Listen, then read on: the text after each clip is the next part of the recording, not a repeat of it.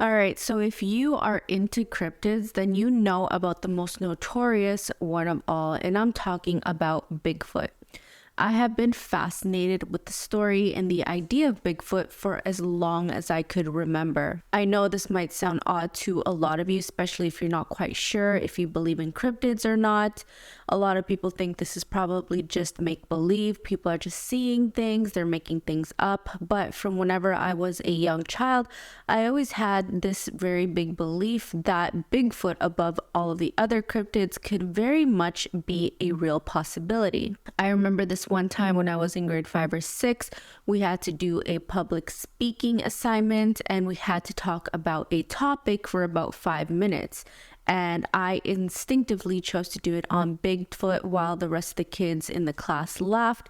I really didn't care. It was just something that completely fascinated me, and so that's what I wanted to do my topic on. Which brings me to today's story, and that's exactly what we're going to talk about today. But specifically, we're going to focus on one of the most infamous and well-recorded stories about Bigfoot, and that is the Battle of Ape Canyon. Alright guys, let's get into today's story.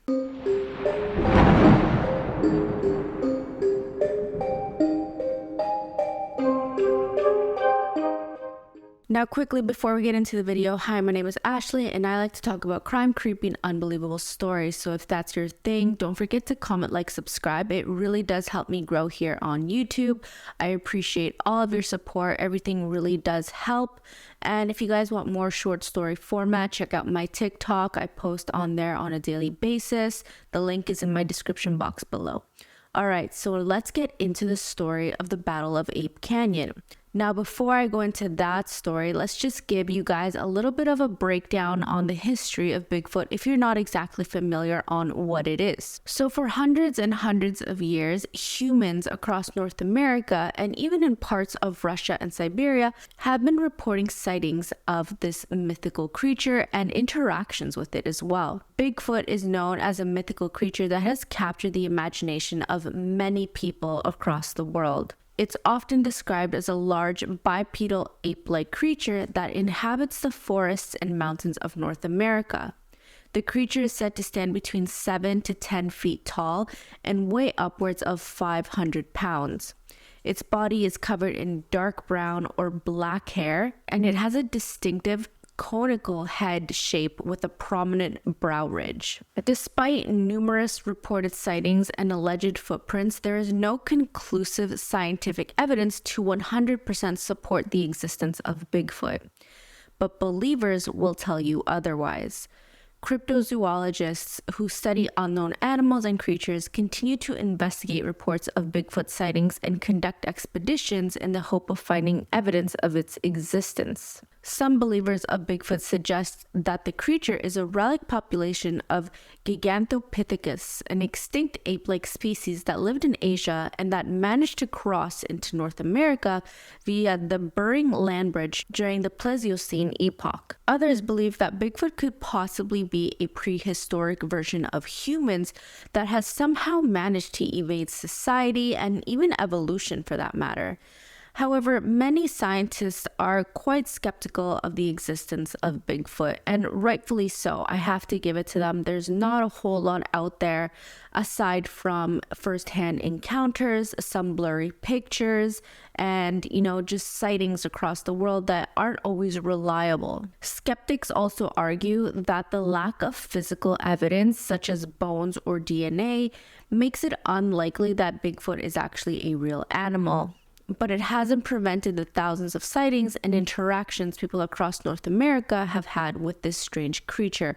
And I'll post some pictures here of the more famous sightings that have been reported of Bigfoot. And so that leads us to today's story, the Battle of Ape Canyon, which actually ended up getting its name from this exact incident. So the story takes us to July 1924 in a narrow gorge within the mountains of Washington's St. Helens, a beautiful, serene place where you're bound to find nature lovers and avid hikers year-round. The area at the time was a popular mining zone where a group of miners had actually been working, and the men of this group were Fred Beck, Gabe Lefebvre, Jean Peterson, Marion Smith, and his son Roy Smith. The men had set up in order to strike gold and were planning on being in the area for an extended period of time. And during the initial phases of this expedition, everything was going normal, except there was one little thing that seemed to bother the men. One of the men said that he kept hearing very strange noises at night.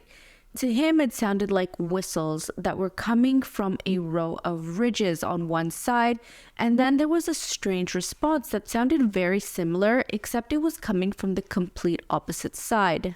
In addition to that, they would also hear a very strange thumping sound, similar to when a gorilla beats his chest, but the men didn't see anything, and so they ended up brushing it off as just being strange animal sounds coming from deep within the forest. The next day, as the men were making their way through the woods, approximately 100 yards from their cabin, they stumbled upon something that they had never seen before.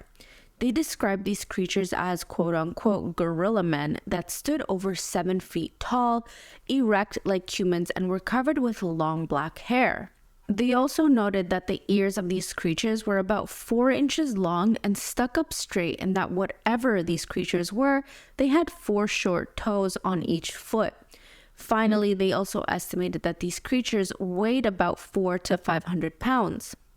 Fred Beck, which was basically the leader of the group, then let his instincts take over and shot at the creature.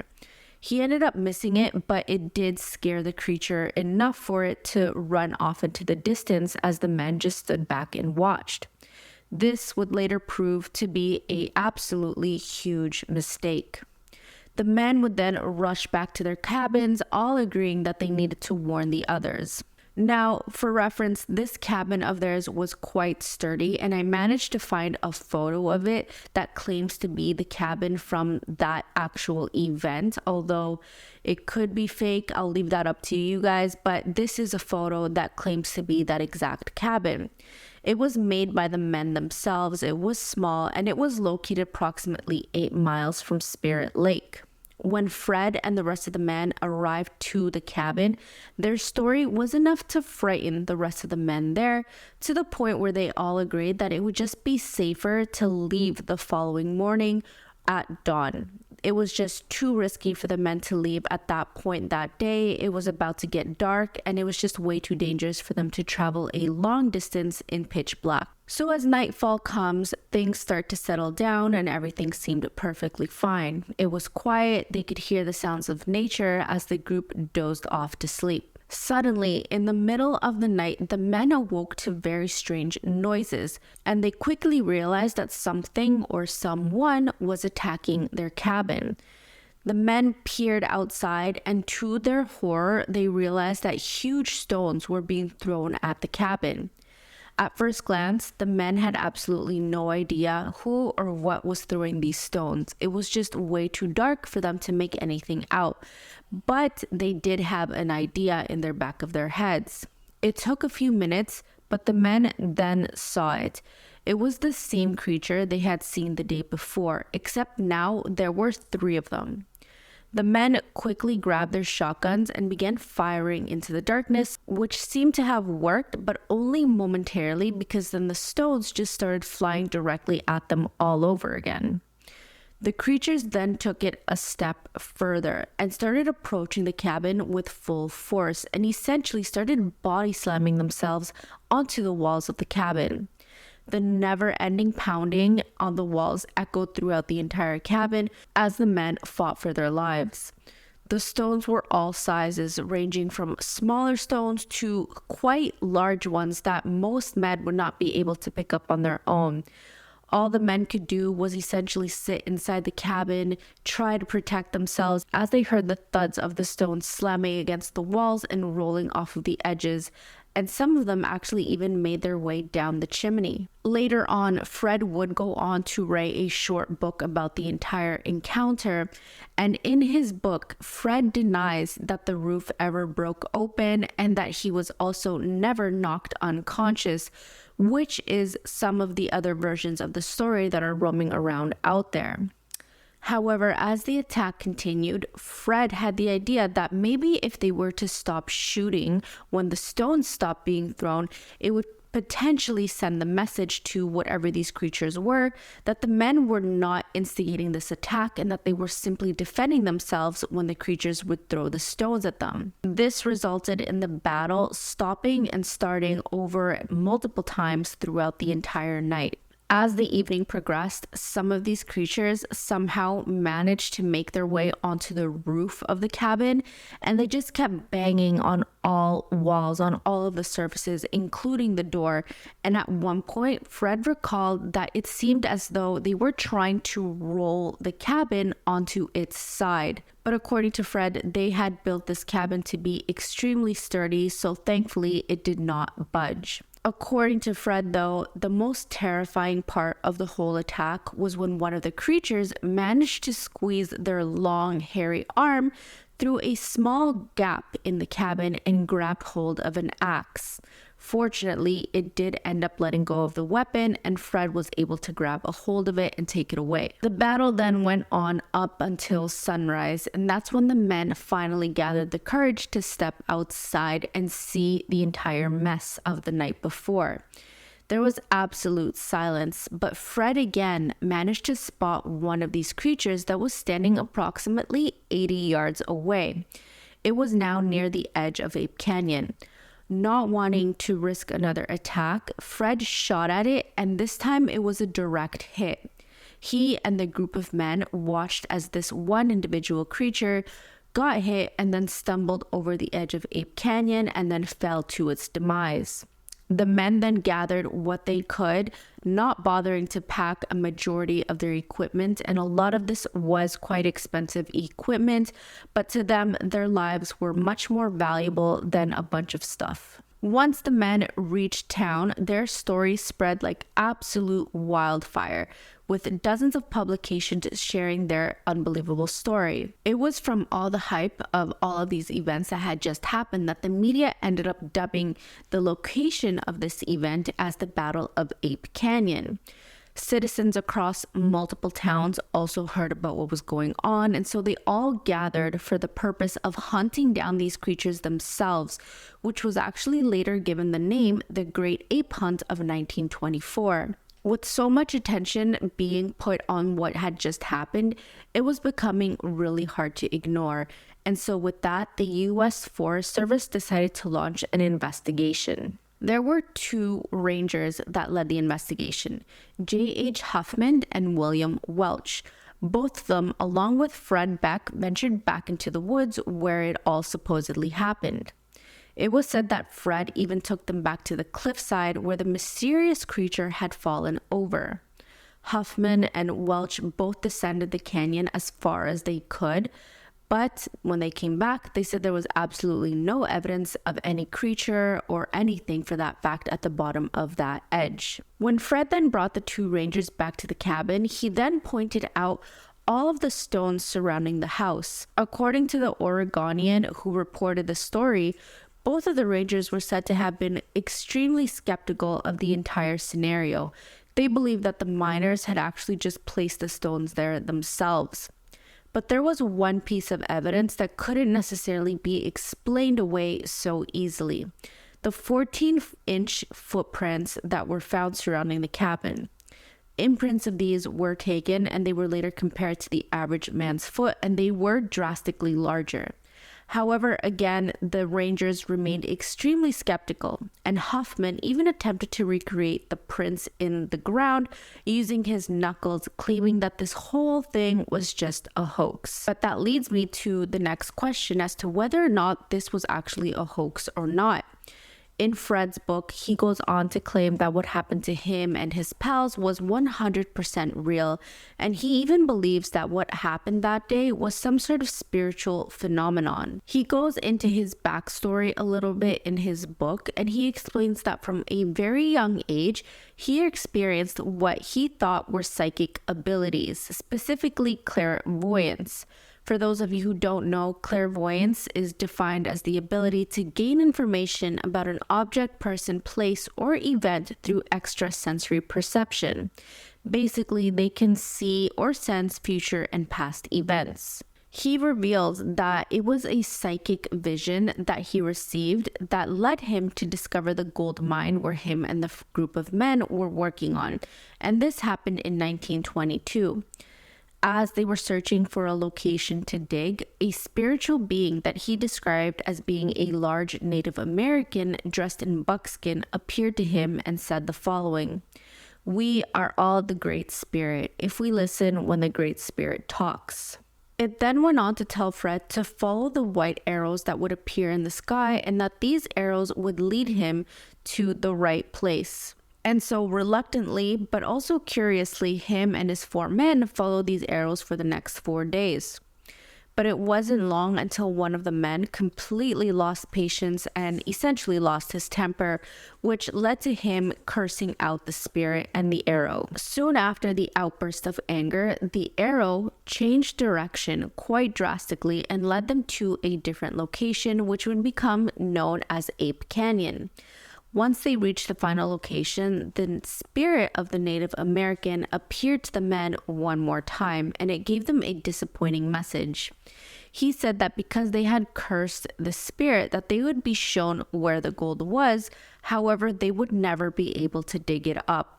And of course, during the 2 years between 1922 and the attack of 1924, none of the men ever struck gold. Fred then goes on to state that he believes that these 8 men were some sort of manifestation. And since they had cursed out the spirit, that they had manifested something on a lower vibration, which resulted in the attack. But then his story takes another drastic turn. He also believes that these 8 men were some sort of supernatural being. Prior to the men having built the cabin, they were actually camping nearby at a creek and they were using tents.